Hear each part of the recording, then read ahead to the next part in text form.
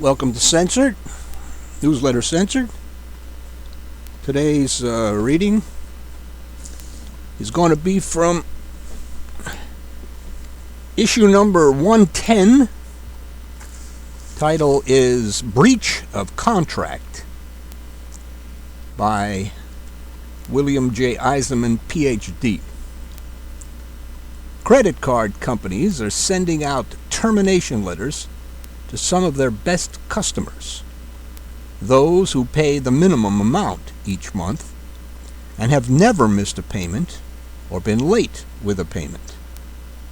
The companies are cutting off access to further credit and raising the annual percentage rate, and yet the customer is still responsible for paying off the balance.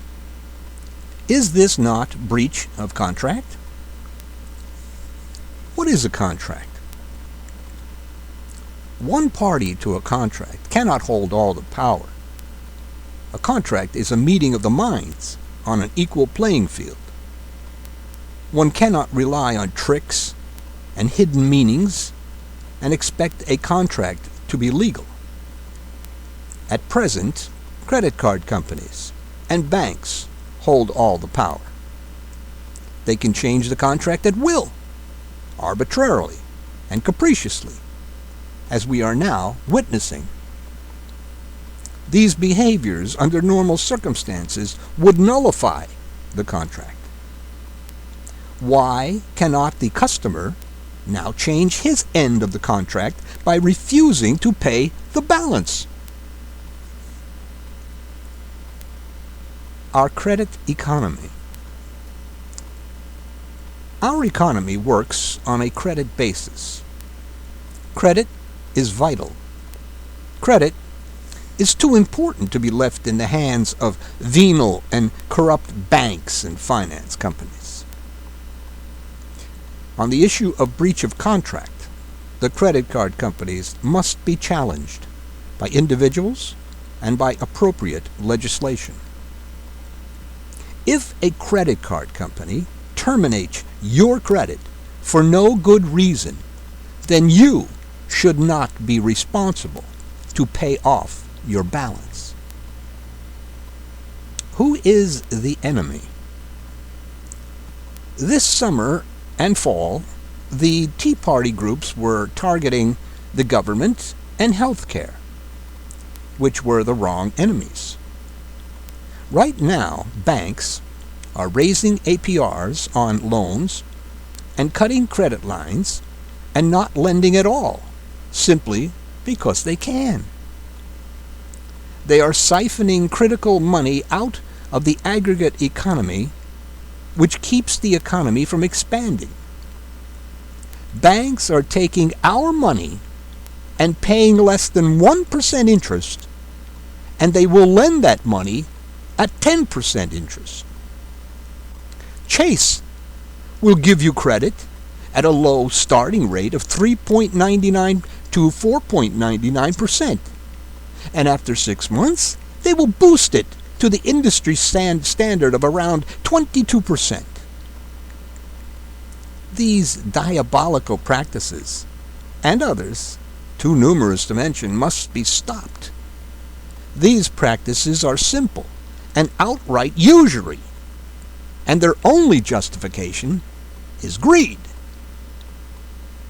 Have we not by now learned the whys and hows of our financial meltdown? And now banks took our taxpayer money, which saved their asses, and now they are squeezing more money from us. When is enough enough? Crooks. Of the 12 largest banks offering credit cards online, none could meet the new federal curbs on the industry's rates and fees, reports the Pew Charitable Trusts. The practices used by these banks are, quote, unfair and, quote, deceptive by the Federal Reserve. The Credit Card Accountability, Responsibility, and Disclosure Act takes effect in stages. Some rules took effect in August. Some will begin in February 2010. Others won't be felt until August 2010. So far, cardholders have not benefited from historically low interest rates, even though the Fed lowered the federal funds rate to near zero, which erased lending for banks. Credit card rates grew in the first half of 2009. Low rates grew by 20%, and high rates grew by 13%. Chase rates went from 14.99 to 18.24%. One-way contract. If you, as a credit card holder, don't like the arbitrary raising of your APR, you can decline the increase and lose your credit line and be responsible for paying off your balance over time. Banks have frozen credit to consumers and small businesses. Banks are screwing us now because they won't be able to later. Banks have been using the implementation period of the new law to add fees and raise interest rates. Also, all previous balances are affected by these higher rates if the opt-out option isn't acted upon. This is usury to the nth degree. We have devised a financial system where one favored segment of the population, by socialistic fawning, is allowed to attain wealth at the expense of those who can least afford a financial hit and have to sacrifice. In the case of the new law, the banks have been given too much lead time to stick it to us. Banking. Today, interest rates on savings accounts are abysmally, astonishingly low. In 1970, the saving interest rate was 6%. Interest rates today can be as low as 1/20th of 1%. In November, the federal funds rate was 0.25%, and the discount rate that banks charge each other for overnight loans was at 0.5%. These rates are the lowest they've been in more than 50 years. At the same time, profit margins for banks have increased. Customers are getting screwed. Banks are not lending for mortgages to create jobs, yet they are giving their staff huge bonuses. Banks are supposed to be stewards of our savings. Banks can afford better rates. They're just not paying them. Rates for CDs are ridiculous. 0.53% for a 3-month CD. 0.7% for a 12-month CD. A wall of separation. We must bring back a wall of separation between bankers and brokers. We are in the midst of the worst financial crisis since the Great Depression, and we got here as a result of unregulated greed, recklessness, and illegal behavior. You and I did none of this. We are here because of a small number of Wall Street firms, several too big to fail, devouring dinosaurs. Put at risk was $23.7 trillion to stabilize our wrecked financial system.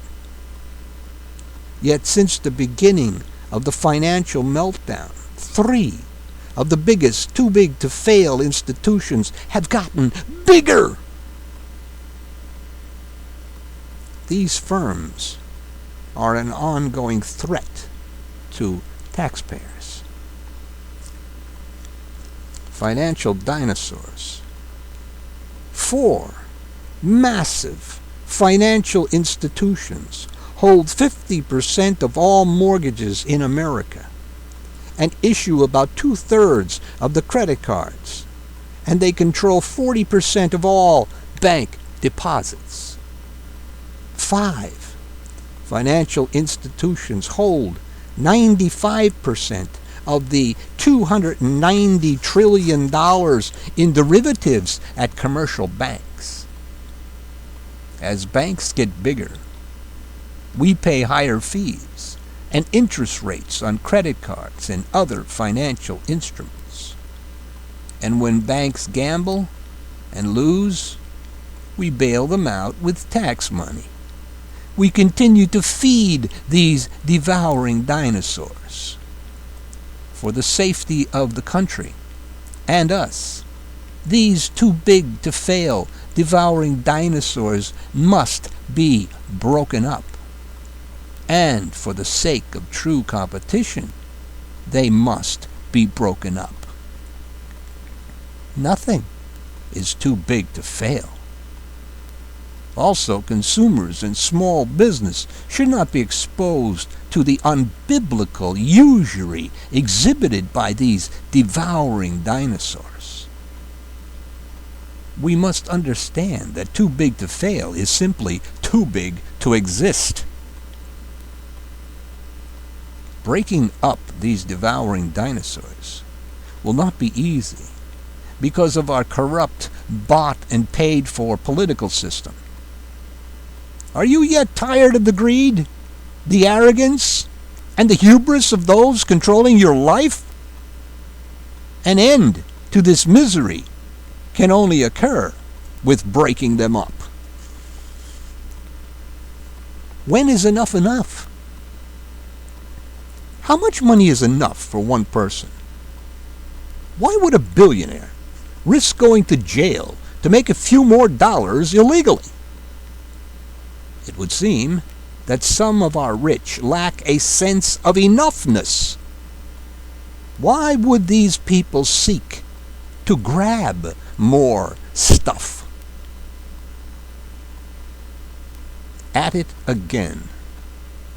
1 year after our financial system went on life support, the banks that caused the crisis are bigger and at it again. Goldman Sachs, J.P. Morgan Chase, and others, which got tens of billions of dollars of taxpayer money, are once more betting on bonds, commodities, and exotic financial products. Wall Street is back making money in the same ways that caused the financial collapse and brought the economy to its knees. They don't care. And no significant changes to federal rules governing their behavior have been made. Lobbyists, corrupt lawmakers, and turf-protecting regulators are holding things up. Hey, Tea Party people, where are you in all of this? The risky behavior of these behemoths of the financial world involves money they don't have, and we don't have. Regulation. Even Lawrence Summers, director of the White House National Economic Council, recognizes the dangers and is calling for financial regulation as soon as possible to keep the financial system safe. We know that some risk is good, like when a bank lends to home buyers and small companies. This creates economic growth and generates jobs and consumer spending, which cause expansion of the economy. Too much of the wrong kind of risk, however, is not healthy, as we found out. Yes, Mr. President, we need change, and we need it now. Ben Bernanke, the present head of the Federal Reserve, said that if confirmed for a second term, he would work with Congress to overhaul the country's financial regulatory structure and to bring about more effective supervision. These steps and others are necessary to prevent another crisis. In recent years, thanks to deregulation fever, there has been lax regulatory oversight by the Fed. The Fed has done a horrible job as a regulator. Even with this history, the Fed wants to continue to remain independent and secretive. But this cannot continue, because the financial sector is too big, too powerful, and too filled with self-interest to work in the interests of we, the people. It is time to rein in the financial sector and cease fawning and feeding it at every turn. It's time to get back to making things and showing favor to manufacturing. We need to build things and create things instead of gambling. Banks need to get back to saving and lending. It's time for this so-called Christian nation to cease okaying usury in its financial sector, that is, out of lending and the credit card business. How about a public option in the credit card business? The end. For further information and to find out about Newsletter Censored, go to newslettercensored.com. www.newslettercensored.com. And Thursdays, Fridays, Saturdays, and Sundays, you can also listen to Newsletter Censored and The God Project and others on internet radio. And there's a link there at the Newsletter Censored page. Thank you.